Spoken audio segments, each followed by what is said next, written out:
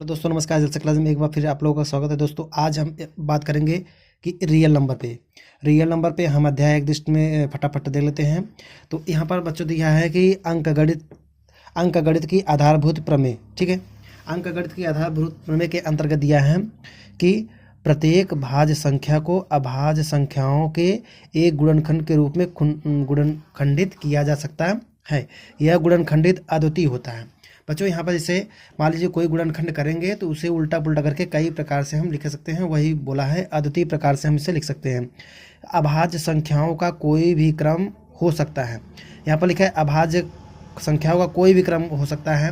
ठीक है, मतलब उसे आरोही क्रम में लिख सकते हैं, आरोही क्रम में से लिख सकते हैं, उसका क्रम कुछ भी हो सकता है। चलिए हम पॉइंट नंबर 2 पे बात करते हैं। पॉइंट नंबर 2 पे तो यहाँ पर देखिए बच्चों, माना एक्स एक परिमेय संख्या है। एक्स क्या है? एक परिमेय संख्या है जिसका दशमलव प्रसार शांत होता है। अगर कोई परिमेय संख्या होता है तो उसका दशमलव प्रसार क्या होता है? शांत होता है। यक्स को पी बटे क्यू के रूप में व्यक्त कर सकते हैं। तो यक्स जो है परिमेय है तो यक्स को पी बटे क्यू के रूप में व्यक्त कर सकते हैं। ठीक है, जहाँ पी और क्यू क्या है? सअभाज्य संख्या है। तो बच्चों सअभाज्य संख्या क्या होती है? सअभाज्य संख्या है जिसमें से कोई भी एक दूसरे में कॉमन ना हो। जैसे पी और क्यू एक कॉमन हो, उसे हम क्या बोलते हैं? सअभाज्य संख्या। तो Q is not equal to 0 तथा क्यू का अभाज्य गुणनखंड क्या है? 2n m के रूप में का है। जो हमारा क्यू का अभाज्य गुणनखंड है जो नीचे का है उसका अभाज्य गुणनखंड क्या होगा? 2n इंटू 2 ये मल्टीप्लिकेशन में है दोस्तों, और m। ठीक है, तो जहाँ n ऋणोत्तर पूर्णांक है, जहाँ n क्या है?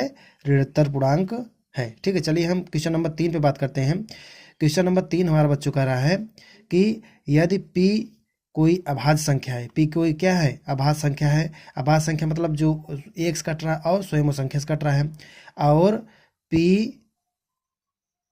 ए स्क्वायर को विभाजित करता है। p जो है अभाज्य संख्या ए स्क्वायर को विभाजित करता है, तो क्या होगा?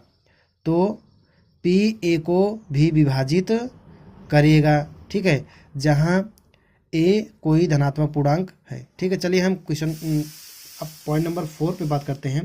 पॉइंट नंबर 4 बच्चों कह रहा है कि माना x बराबर p बटा क्यू एक ऐसी परिमेय संख्याएं हैं कि q का अभाज्य गुणनखंड 2n इंटू 5n के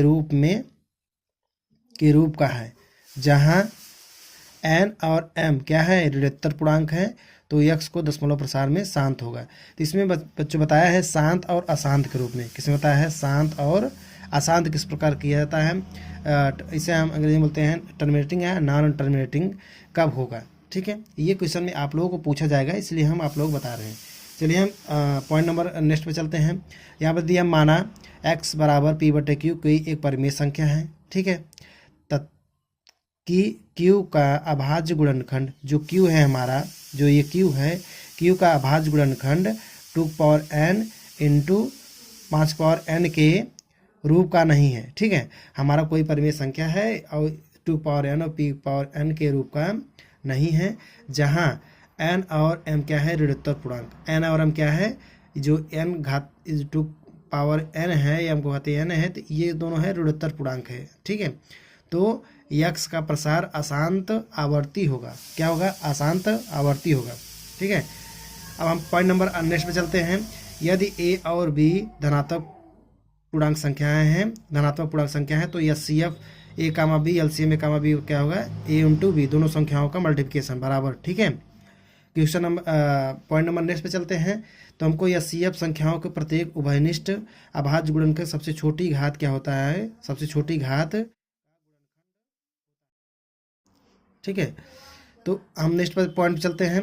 जो एलसीएम लघुत्तम समापवर्तक लोवेस्ट कॉमन मल्टीप्लिकेशन संख्याओं में संबंध प्रत्येक अभाज्य गुणनखंड की सबसे बड़ी घात की गुणनफल होता है। तो इस प्रकार हम एलसीएम निकालते हैं। एलसीएम किस पर निकाल देते हैं? तो एलसीएम। ठीक है बच्चों, तो अगर आप लोग इस चैनल पर नए हैं तो चैनल को सब्सक्राइब अवश्य कर दीजिएगा और चैनल को लाइक कर दीजिएगा। चलिए हम मिलते हैं अगले वीडियो में, तब तक के दोस्तों जय हिंद।